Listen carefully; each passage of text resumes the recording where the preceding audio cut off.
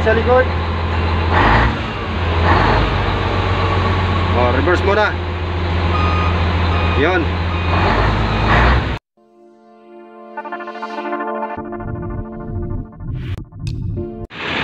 Loader. Nawalan na naman yung reverse forward niya. Andito na naman tayo sa ating munting YouTube channel at welcome pong muli at maganda at mapagpalang araw na naman sa ating lahat. Andito na naman tayo sa loader na to. Ang naging issue na naman itong ating unit ay nawala na naman daw yung kanyang forward at saka reverse. May ginawa na tayong video tungkol dito sa kanya noong araw na nawalan din ng reverse at saka forward. So yun, muli na naman natin na ito troubleshooting. Sa 2 taon na mahigit. Ngayon lang uli siya nagka-problema ng ganito na nawala na naman yung kanyang forward at reverse. So ngayon paanda rin natin upang malaman natin kung hindi naglubat o may depekto yung ating alternator. So ayan, pag umandar to, meaning na okay pa yung ating battery at kumpleto pa yung charging ng ating alternator. On position, start. So ayan, dito yung kanyang combination switch, no? Neutral, primera, segunda, tercera, cuarta. Ayan. So yan, umandar pa yun, no? Ayan. So forward muna tayo. So ayaw na nga talaga. Reverse. So hindi po gumalaw ang ating unit. Talagang forward reverse ay wala talaga. Ang una natin gagawin dito, hanapin ang posibleng dahilan ng pagkawala ng kanyang trasabante. Una rito yung kanyang mga fuse, mga wirings, loose connection. At do-double check natin yung main source ng alternator at battery.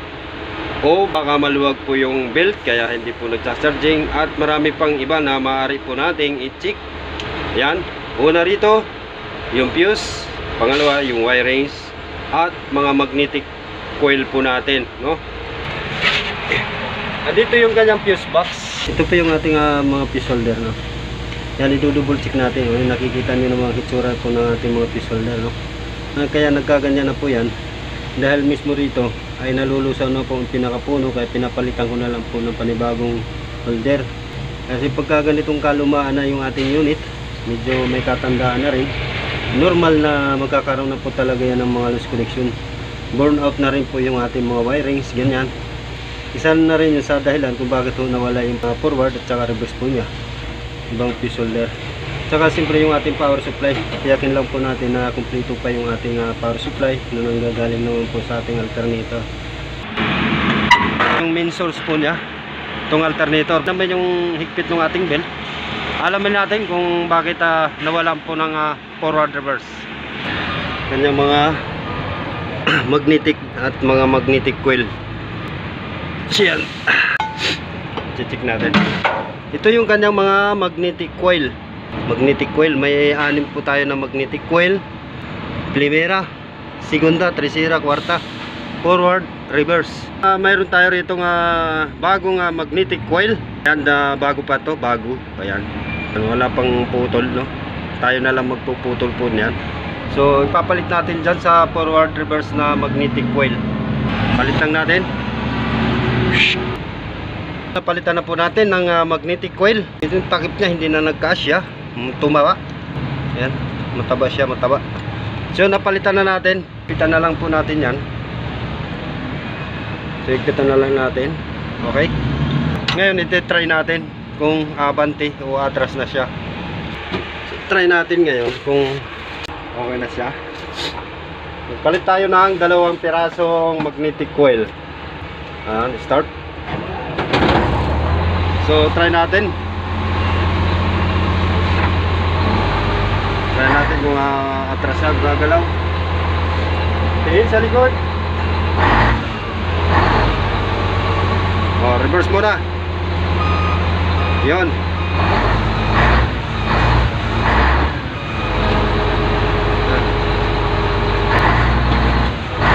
Yan. Yan, gumalaw na. Reverse. Yan.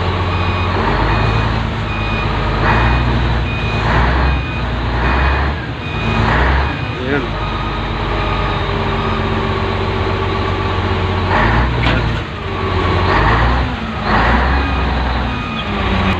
So mayroon na siyang forward. So binalikan ulit natin itong magnetic coil ng reverse. Ayan, kumuha ulit tayo ng panibagong magnetic coil. Ito yung mga pinagpalitan natin. So try natin ulit, panda rin. Mandar siya. Ayan. Try natin, reverse natin. Ayan. So yan. Ayan. Para makita reverse. Ayan. Forward. Parehas na mayroon. Ayan. Ayan, parehas na mayroon. Konti. Ayan. So mayroon na siyang forward reverse kompleto na naman ulit siya. Yun lang ang ating ni-repair. Ay nagpalit po lamang tayo ng magnetic coil para sa ating mga magnetic valve. So ngayon nakakompleto na siya. Babalik na lang natin mga cougar. Ayan. Yung unang pinalit natin parang nagmamalfunction. Yung pinalitan natin bago ito pinalitan uli natin. Ayan, balik na natin yung cover. Yan. So ibobolt na lang po natin yan. Yan, hanggang dito na lang. Hanggang sa muli. Maraming salamat. God bless po.